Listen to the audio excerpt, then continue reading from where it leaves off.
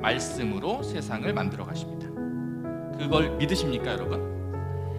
하나님께서 말씀으로 세상을 지으셨을 때 저 멀리 있는 산도 만드시고 이런 땅도 하나님께서 만드셨습니다. 그리고 성경에 나오는 건 아니지만 하나님께서 허락하신 아름다운 생명들, 특히 사람들이 사는 마을도 하나님의 지혜를 얻어서 만들어졌다고 저는 믿습니다. 그 마을들에서 길이 날고 그 길도 하나님께서 닦아주셨고 길 옆에 돌들도 예쁘게 하나님께서 만들어 가십니다. 그리고 좋아하시는 분들이 있으실 텐데 꽃도 누가 만드셨을까요? 하나님이 만드시고 제가 개인적으로 제일 좋아하는 꽃은 이런 꽃입니다. 제 아내에게 사랑을 고백하며 전했던 장미꽃이거든요.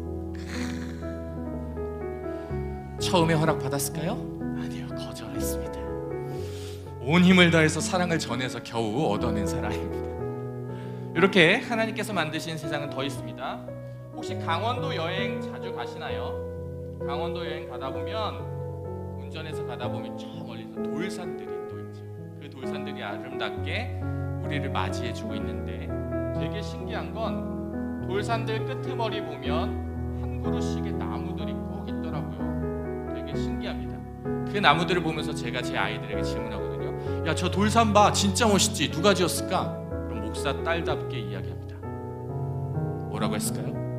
하나님이 하셨어요. 그러면 저는 왠지 질문을 더 하고 싶어서 저 놀라운 나무, 한 그루의 나무는 누가 지으셨을까라고 하면 아이들이 뭐라고 할까요? 하나님. 그럼 저는 또 질문을 더 하려고 하면 아이들은 뭐라고 할까요? 그만해 아빠. 이렇게. 질문이 더 이상 오고 가는 걸 원하지 않아요. 그런데 같이 보면서 저희는 실제로 고백합니다. 하나님께서 저것을 만드셨다. 그리고 지어가고 계시다. 하나님이 만드신 세상에서 가장 귀한 것 중에 하나라고 또 한다면 이런 빛을 내는, 열을 주는 해가 있고요. 그 옆으로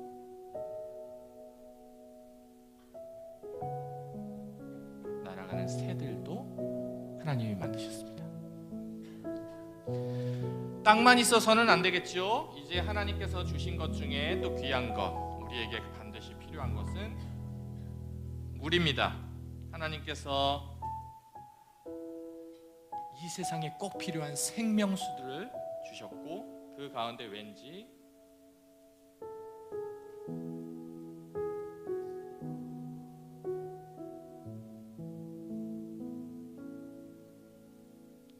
짝꿍이 되는 새 두 마리가 서로 마주보고 있네요. 이들이 서로 이야기를 하면서 아름다운 시간들을 보냅니다.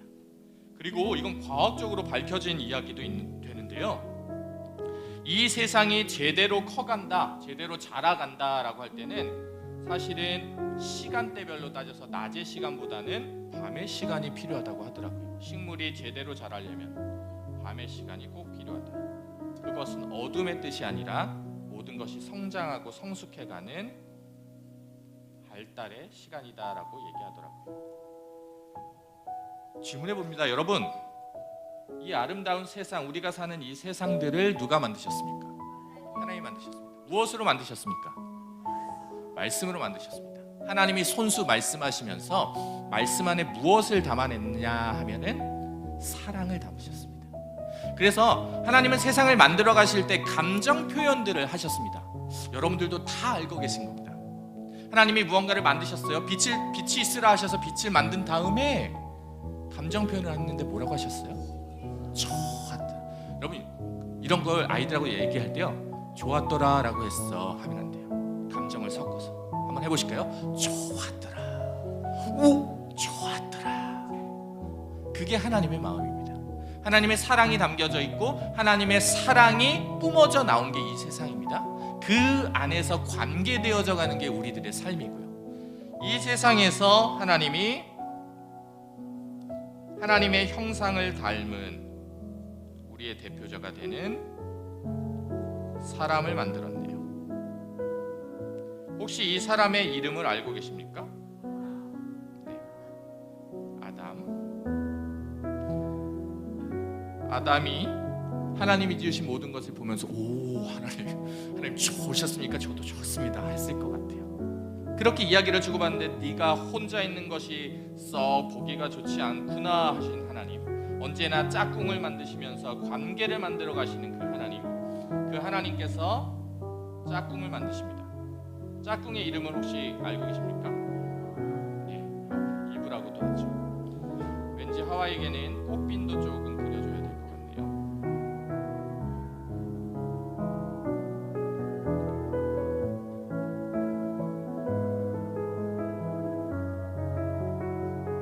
이 둘이 마주보면서 하나님이 만드신 세상을 누리면서 행복하게, 감사하게, 기뻐하며 잘 살았더랍니다 라고 한다면 성경은 짧았고 우리는 그 짧은 성경을 날마다 읽으면서 수백 번 읽으면서 살았을 겁니다. 그런데 그 일이 일어나지 않았죠. 이어지는 이야기들이 조금은 더 있습니다. 성경을 두껍게 한 이유이기도 한데요. 이 둘이 행복하게 잘 살아가라, 너희들이 마음껏 누리면서 행복하게 살아가라 라고 하나님이 말씀하시면서 지킬 것이 하나는 있어.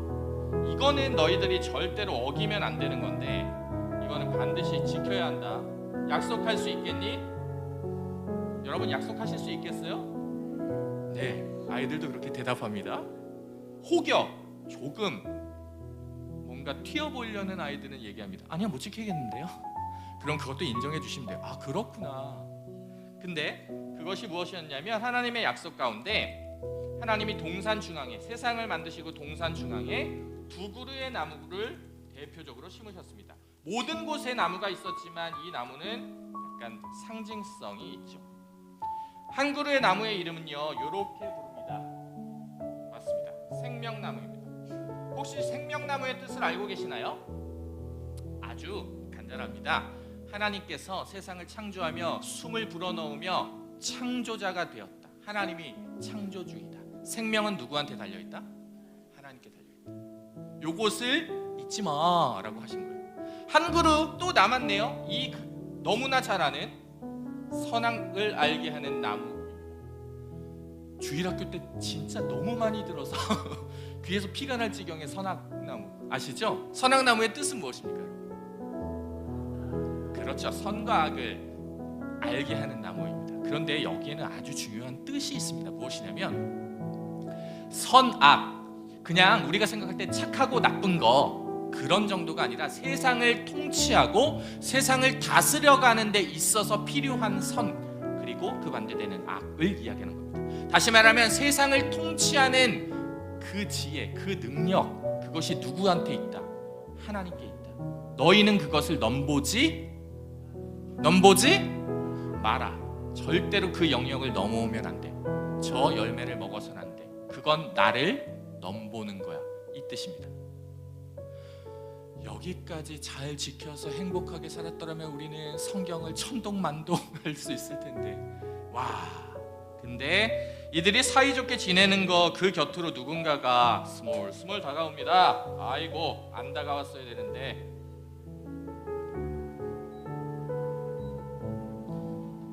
뱀의 형상을 하고 있는 누구였습니까? 사탄이었습니다.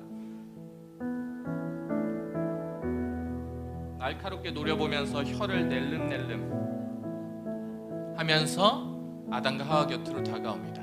그리고 속삭이죠. 귀에 대고 간질간질하면서 속삭였습니다. 무엇을 속삭였는지 아세요? 저 열매 먹어도 돼 라고 얘기한 거예요. 저걸 먹으면 너희가 어떻게 되냐? 야, 하나님이 먹지 말랬어? 야, 그거는 하나님이 잘못 말씀하신 거야. 너 저거 먹으면 하나님같이 눈이 밝아질 수 있어. 여러분, 질문합니다. 하나님같이 눈이 밝아지고 싶지 않으십니까? 눈이 밝아진다는 건 지혜가 넘치는 겁니다. 능력이 넘치는 겁니다. 밝아지고 싶지 않으십니까? 어떠십니까? 한 번은 참아내셨네요. 아마 아담과 하와도 한 번은 참아냈을 것 같습니다. 그런데 또 얘기합니다. 너 저거 먹으면 있잖아, 네가 그토록 원하는 하나님의 능력, 하나님처럼 살 수 있어. 세상을 창조한 그 능력을 가질 수 있다니까. 그 엄청난 성품 가지고 네가 하고 싶은 대로 하면서 살 수 있어. 여러분, 하고 싶은 대로 하면서 살고 싶잖아요, 그죠? 눈치 보이시는 거 다 압니다. 근데 솔직한 심정을 보면 나쁘지 않은 것 같은데? 그런 생각을 하게 되죠. 하나님같이 되는 거, 하나님처럼 산다는 건 뭐냐면 이런 뜻을 가지고 있는 겁니다.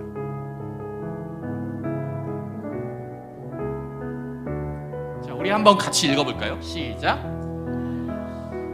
좀 더 크게 시작. 네. 그럼 질문합니다. 하나님 없이도 여러분 살아가실 수 있습니까? 믿음이 죽으십니다. 저는 가끔 생각합니다.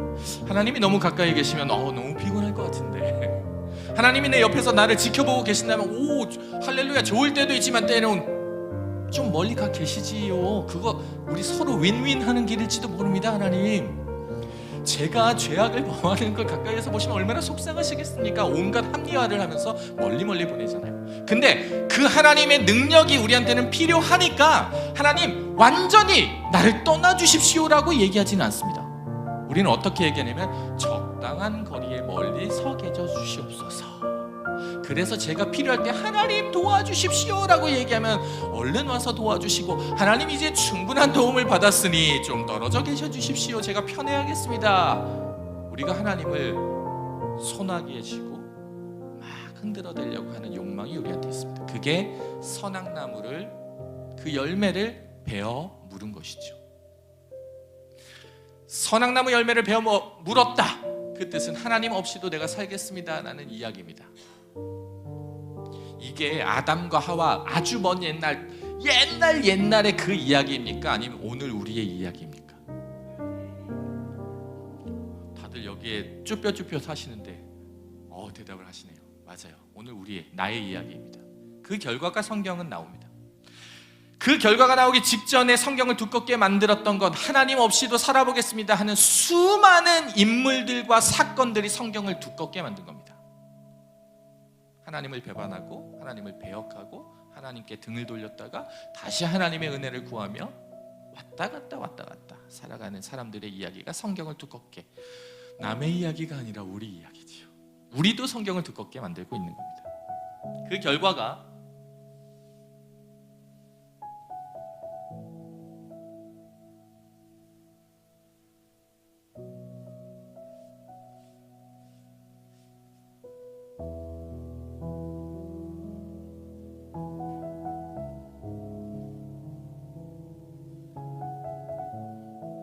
이렇습니다. 무언가에 갇혀 있네요. 그럼 이거 무엇에 갇혀 있는 걸까요?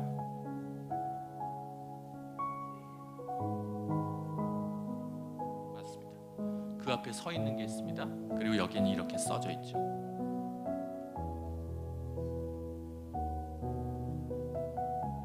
함께 읽어볼까요? 사망. 네, 죄의 삭은 사망이라고 얘기했습니다. 하나님 없이도 살겠다라고 작정한 게 사망에 이르는 길입니다. 하나님 더 이상 필요 없습니다. 가까이 다가오지 마십시오. 내가 알아서 살겠습니다.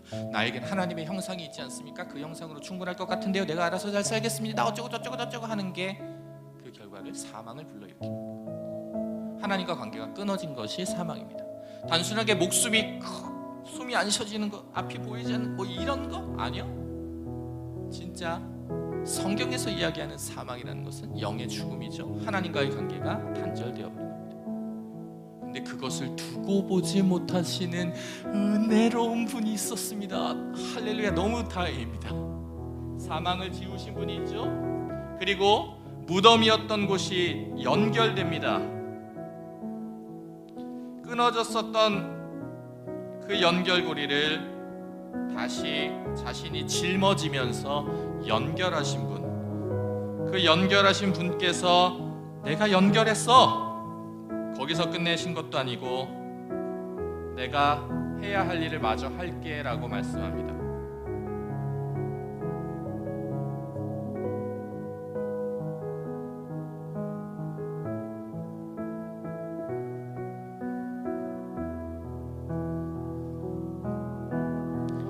우리 예수님께서 끊어졌던, 감옥가도 갔던, 무덤가도 갔던 우리 곁에서 우리를 지켜주시려고 모든 것을 짊어지시고 나무 십자가를 지시고 십자가에 못 박혀 돌아가셨습니다. 이 십자가에서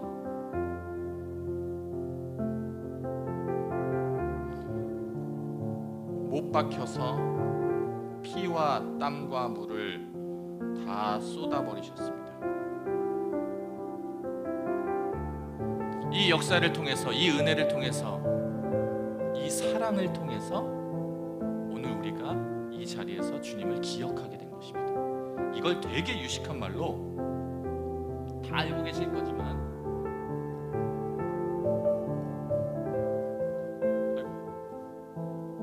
대속의 은혜라고 부릅니다. 우리의 죄를 대신 갚아주셨다.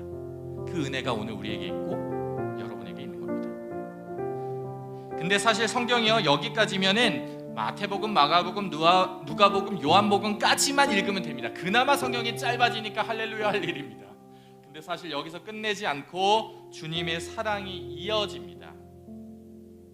더 성경을 두껍게 했으나 그 두껍게 된 성경이 우리에게 말씀하는 바, 오늘 교사 세미나에서 교사이신 모든 분들에게 말씀하는 바가 있습니다.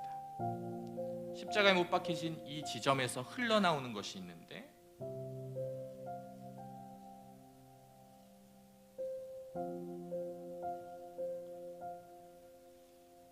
이런 것이 흘러나옵니다. 뭐처럼 보이시나요, 여러분?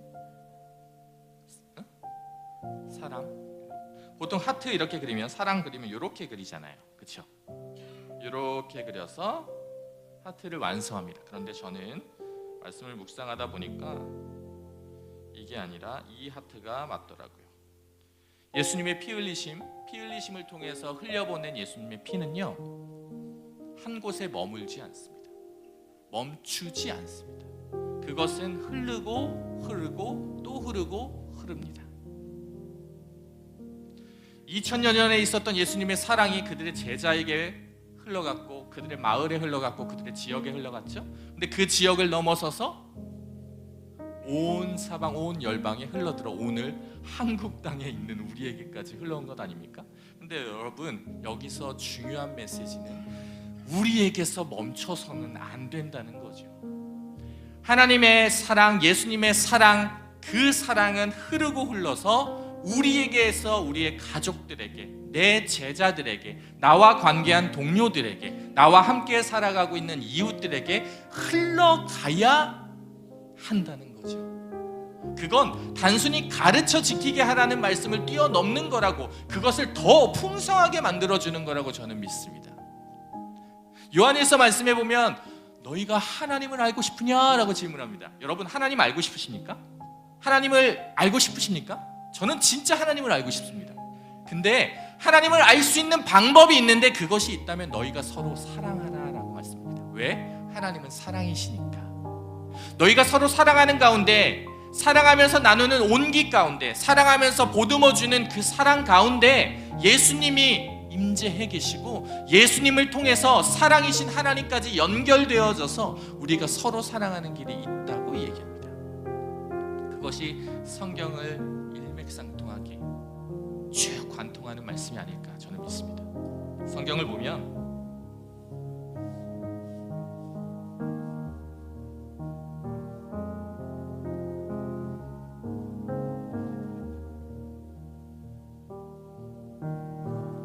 우리가 자주 읽는 성경 말씀, 맞죠? 자주 읽는 거 자주 읽으시죠? 네, 그 성경 말씀에 보면 이런 말씀을 합니다.